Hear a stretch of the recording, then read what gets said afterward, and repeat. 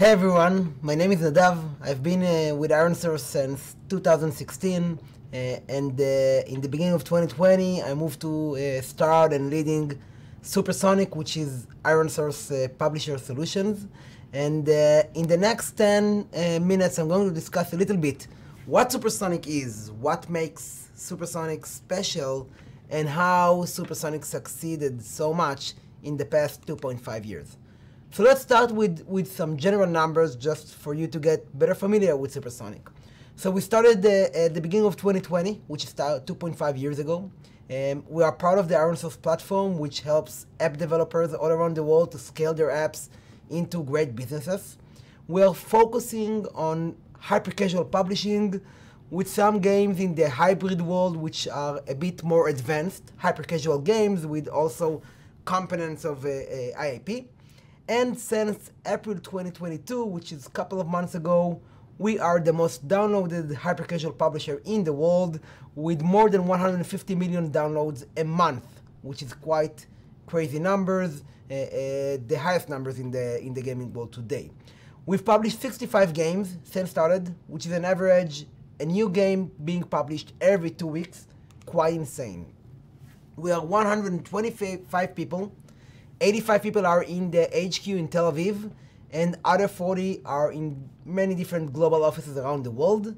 And in general, from a structure perspective, we have 40 software and data developers that build all the great software and technology we are using.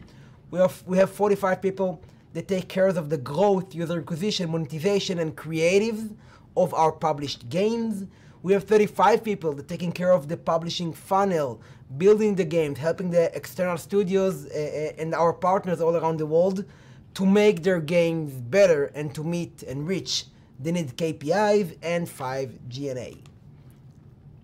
Our vision and differentiation and what makes us successful in what we do are divided into two main things in my eyes. First of all, we are very, very heavy on tech, and coming from IronSource, which is a software company and that provides several products and softwares for app developers, helped us to build a very, very, very strong infrastructure from tech perspective and to productize the publishing process, which was very, very manually, or it still is very, very manually for many, many other publishers around the world. And I think that this technology base, this productizing the funnel, helped in two main things. One is accuracy, or meeting the full potential. Eventually, no matter how talented you are, manually it's hard to meet the full potential. Whether it's optimizing the user acquisition, how can you optimize the CPI for 10 different channels, 200 different countries, iOS and Android, manually almost impossible, definitely not on a daily basis, for an example. So to meet the full potential, and the other hand, to allow scale. The amount of games we test today, the amount of games we published, as you saw, every 2 weeks, has to be productized in order to allow such huge scale. And the second thing that is special about SuperSonic is that we took a very, very transparent and partnership approach, right? Unlike many, many other publishers that are working on a very black box approach, we believe that the developer should be part of any stage in the publishing funnel, that all data out there should be available and transparent to the developers, from the LTV to the ad engagement, to the amount of users coming from different media sources. So we try to share as much as possible. We believe that this way, both the end result is better, because we are partners here and we need to be together in order to scale the game to its full potential. And also the developer gets better and improve his skills from a game to a game, and it's part of the developer journey that IronSource offers as part of their platform. It can start with SuperSonic, then move to self-publishing using IronSource software and many, many other things. So this is what's special about SuperSonic, and this is what made us the most downloaded hyper-casual publisher after only 2.5 years since launching our first game. Here you can see, by the way, our position in the United States, which is the biggest country for us, iOS and Android combined, and how we are growing into the very first place in very hard and fast pace. And here you can see the worldwide installs and how SuperSonic became the most downloaded game worldwide, publisher worldwide, since April this year. What we're going to focus next is about the publishing and the entire SuperSonic funnel for you to better familiar what you can do with SuperSonic and how. So it all starts always with submitting your game via supersonic.com. If you are not working with us up until now, your game will be reviewed internally, and once improved you will get access to our prototyping platform, which is the first stage. If you already submitted a game and got access to the prototyping platform, then you can just log in and upload new games there. In the prototyping platform, you can upload any prototype that you would like to test, whether it can become a successful game down the road. We are conducting the test, of course, that it's financed by us, and we share with you the end result of the test, so you can know whether it's worth keep investing in this app or move to the next concept. One important thing is that we try to help you to make the right choices and test the right game that has higher likelihood to succeed. SuperSonics shares a lot of knowledge, right? We have a huge knowledge hub, from case studies to blog and articles that we write, and we are also sharing on a bi-weekly basis, weekly and monthly trends, what we see in the industry, what's going on, and we try to help you to focus on the right ideas that have likelihood to succeed. It's very, very hard to find an idea that is both marketable and generate good engagement, and we believe that by the knowledge and data that we have looking at the overall industry, we can help you to try and to be focused on directions that have higher likelihood to succeed. So we are doing it constantly and use it. And if you are not following SuperSonic Knowledge Hub, and if you are not reading what we are sharing or getting our trends, then please do, because it will help you to focus on a direction that have a higher likelihood to succeed. Once you thought about your next prototype, logged into our prototyping platform, uploaded a test, the next thing that you will get is the marketability and down the road the profit score of your prototype. And few important things. I think that the marketability testing evolved a lot, right? Couple of months or years for most of the life cycle of the hyper-casual industry. Marketability indication was mainly based on CPI on Facebook specifically. This is how the industry worked for so long. And we felt that it's not enough, because in order to predict how marketable a game will be in scale, you need more than looking on one dimension. So what we do today is we are first of all working with 3 different channels, for instance, Facebook, TikTok, and Iron Source, to get a wider indication whether your prototype is going to be marketable or not. We are not looking only on CPI, we are also looking at gender mix, age mix, placement mix, of course from cohorted level, and we give all of these components a grade in the total marketability score. We're of course looking on the IPM, installs per 1,000 impressions. This game is getting on Iron Source SDK, and we're looking at the distribution and how is this average IPM is distributed among many other hyper-casual games that the ad is being shown at via Iron Source network. Then we look at the entire data from these 3 channels, and of course we're changing our benchmark according to what's happening in the industry. So for instance, if we see, and we are testing hundreds of prototypes every month, that the average CPM on Facebook currently is higher, then we put it into the equation as well, because we grade it relatively to other prototypes. After taking all of these data points into consideration, we give your prototype a marketability score.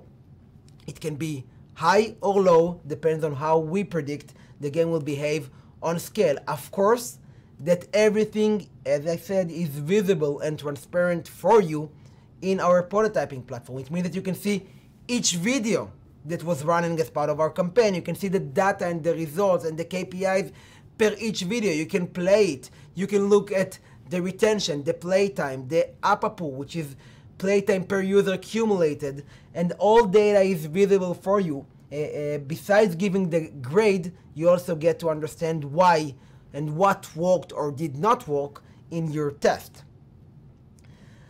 After getting the marketability score, we decide whether we drop this concept and move and try a new prototype or iterate upon this prototype. If we decide to iterate, this is where we start working together, right? If we see marketability potential and the score is good, and good is relative, right? An idle game will need a different marketability score than a simulation game, right? If you're working on a simulation game, which the LTV is expected to be relatively mediocre, then we want to see 4 or 5 on the marketability score. If you are working on an idle game where the LTV is predicted to be higher, then we can live with a little bit of a lower marketability score. But based on the game that you test, we look at the marketability score and we decide whether we decide to iterate on this game. If yes, we are using our own SuperSonic Analytics, which is a product that we developed in order to help you build the best hyper-casual game, understand where users churn,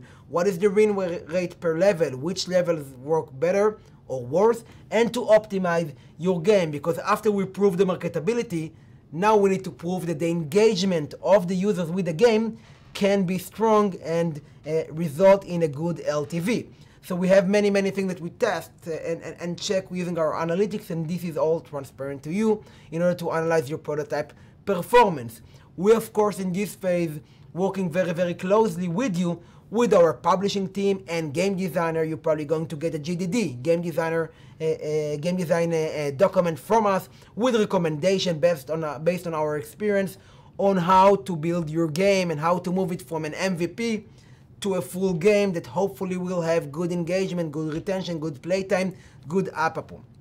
And of course, we are looking how the different versions improved over time. This is an example for one of the games under iteration with us, and you can see how each version improved the APAPO day 7. APAPO day 7 is on average how many seconds each user played during the first 7 days after the install. It's per cohort KPI, of course, and the better, it means the LTV is going to be stronger.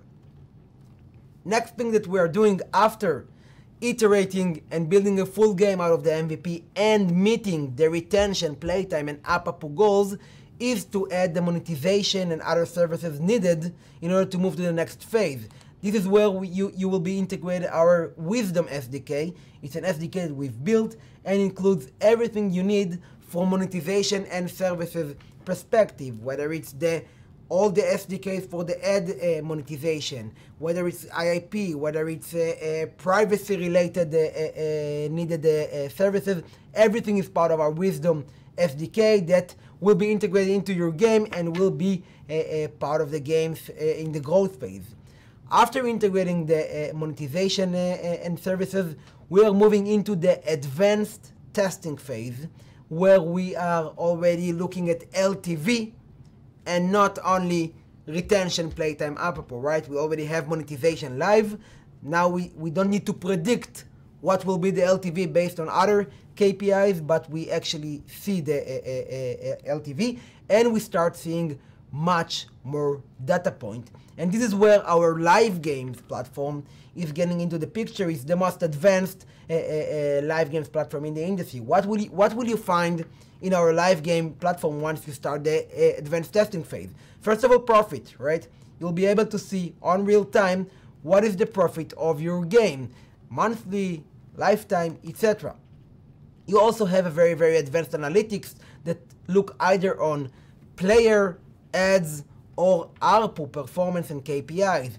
Everything is customized here. You can look at your data in the United States versus other countries. You can look at your data for users coming from iron source media source, or Facebook, or TikTok, or Snapchat versus each other. You can look at the retention, the playtime, the APAPO, the amount of interstitial, how often are we showing interstitial or rewarded video, which placement for rewarded video works the best for you, and many more data points that will help you and us together to improve your LTV and to take your game into the next level.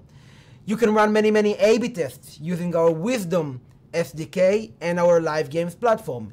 In our live games platform, you'll be able to define the new test and to see how A versus B versus C is performing according to all the KPIs I mentioned before, whether it's retention or playtime or FSF or LTV or what will it be. And you can of course see the top creatives that currently work for your game. We want you to understand what's happening on the user acquisition side so you can take inspiration into your game and change or adjust new ideas that works on the marketing side.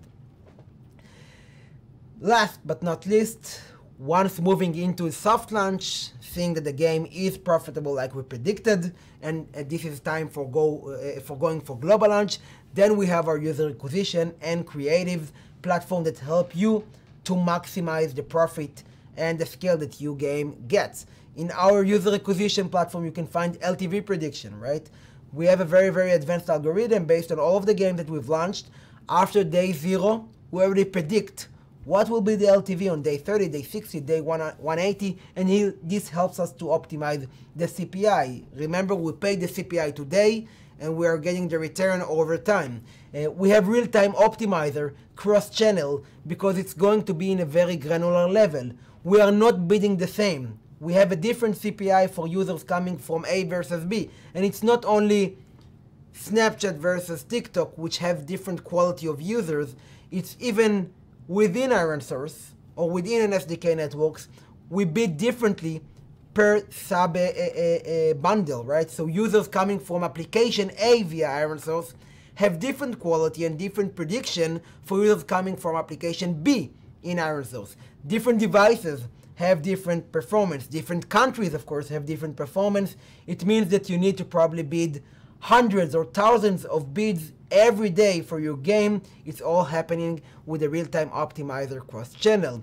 We have very, very advanced campaign, from regular CPI to VO to retention campaign, all running via our system in the most granular level possible.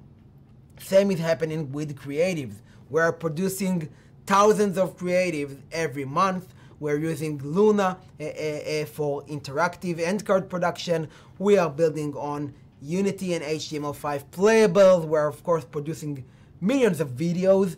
We are testing all of them. We are looking who wins, and we have a very, very strong methodology how to test which creative to adapt in order to make sure that we are using and producing new creatives that push the marketability even further constantly.